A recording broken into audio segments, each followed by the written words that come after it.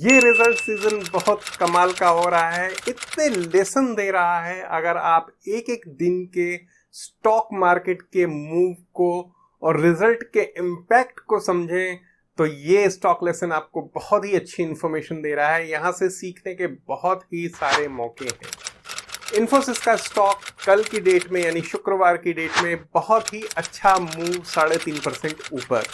लेकिन क्या ये बहुत बढ़िया मूव था? रिजल्ट तो बहुत अच्छे दिए, इन लाइन रिजल्ट जो चाहिए थे उससे ज्यादा, इसीलिए स्टॉक में हलचल और गैप अप ओपनिंग। बस यही एक चीज ध्यान रखिए, गैप अप ओपनिंग। अब मैं इस पूरे मूव की चर्चा करने वाला हूं। यहां पे मैं आपको पूरा एनालिसिस उस दिन का करके बताऊंगा।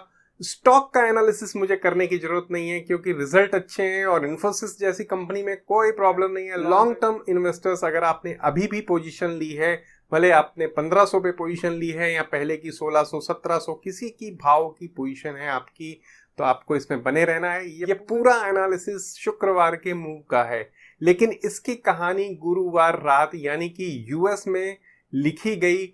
और वो कहानी कैसी थी? जब गुरुवार को यूएस में महंगाई दर के आंकड़े आने वाले थे, वो आंकड़े भी बहुत खराब आए थे, यानी जिसका अनुमान था उससे खराब आंकड़े आए।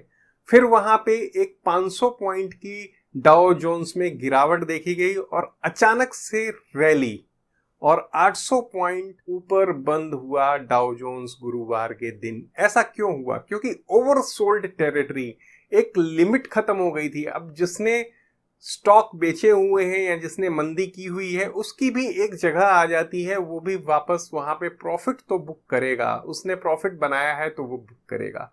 यही होता है जब ओवरसोल्ड और ओवरबॉट टेरिटरीज होती हैं। जो एनालिस्ट आपसे बोलते हैं ओवरसोल्ड और ओवरबॉट, वो वही था। और इसीलिए जब मंदड़िए यानी बियर्स कम पड़े मंदी करने के लिए, तो जो तेजी करने वाले यानी कि बुल्स थे उन्होंने पोजीशन लेना शुरू किया। उसका नतीजा ये निकला कि बियर्स ने अपनी पोजीशन काटनी शुरू की और डबल तेजी 800 पॉइंट की तेजी वहां पे हुई। और उसका इंपैक्ट इंडियन मार्केट में एक गैप अप ओपनिंग के साथ में मिला। अब जिसने नीचे पुट राइट किया हुआ था और जिसने ऊपर कॉल राइट की हुई थी, 17,000 के नीचे के पुट राइटर्स और 17,300 के ऊपर के कॉल राइटर्स को प्रॉब्लम्स हुई क्योंकि वहां पे काफी अच्छा भाव बढ़ गया था कॉल का। लेकिन उन्होंने अपनी पोजीशन 17,300 पे काटी नहीं। काफी देर तक वहां पे 17,300 325 ऐसे मार्केट झूलता रहा और आखिरी में स्टॉक मार्केट में होता वही है।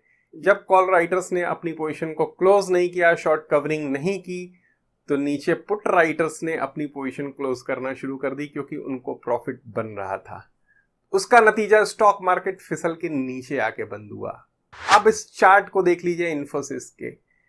एक गैप अप ओपनिंग जो कि निगेटिविटी क्रिएट करती है। गैप्स हमेशा फिल हो जाते हैं, ज्यादातर केसेस में गैप्स फिल होते हैं। अब वहां से एक और गलत फॉर्मेशन, बेरिश कैंडल, यहां पे जहां पे स्टॉक ओपन हुआ इन्फोसिस का उसके क्लोजिंग उसके नीचे आई, यानी एक बेरिश कैंडल फॉर्मेशन बना। तीसरी और चीज समझिए कि कैश में भले लिवाली आपको दिखी हो, फ्यूचर्स में ओपन इंटरेस्ट कम हुए यानी कि शॉर्ट कवरिंग दिखी, लेकिन ऑप्शन में ठीक इसका उल्टा हुआ।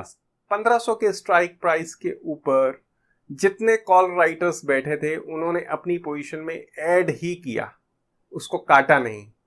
काटा किसने?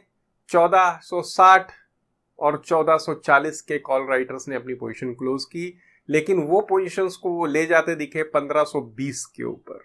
तो 1520 वहां से एक रेजिस्टेंस जोन बन गया था जहां पे स्टॉक काफी देर 1500 के आसपास ट्रेड करता रहा लेकिन ऊपर जा नहीं पाया और आखिर में 1474 रुपए के ऊपर बंद हुआ। अब सबसे बड़ी जो ऑप्शन में पोजीशन है कॉल राइटर्स की, वो 1500 की कॉल के ऊपर है और जहां पे पुट की सबसे ज्यादा पोजीशन है वो 1380 है। लेकिन कॉल राइटर्स बहुत ज्यादा है, ज्यादा शॉर्ट पोजीशन अभी भी है। अब ज्यादा शॉर्ट पोजीशंस है तो दोनों बातें हो सकती हैं, शॉर्ट कवरिंग भी हो सकती है और वापस से नीचे भी आ सकता है। लेकिन अब शुक्रवार के डाउ जोन्स को देख लीजिए, वापस से 1.5% की गिरावट। अब इसका नतीजा क्या होगा कि नीचे वापस से ओपनिंग हो सकती है इंडियन मार्केट की और सभी स्टॉक्स नीचे फिसल सकते हैं। ये सारा मूव बहुत कॉम्प्लिकेटेड है, इसलिए अगर आपने पोजीशन ले ली है तो आपने जो पोजीशन ली है वो रिजल्ट देख के ली है, तो यानी फंडामेंटल के हिसाब से आपने पोजीशन ली है। अब टेक्निकल्स के हिसाब से उसको काटिएगा नहीं, होल्ड रखिएगा, क्योंकि मार्केट में समय बदलते देर नहीं लगती।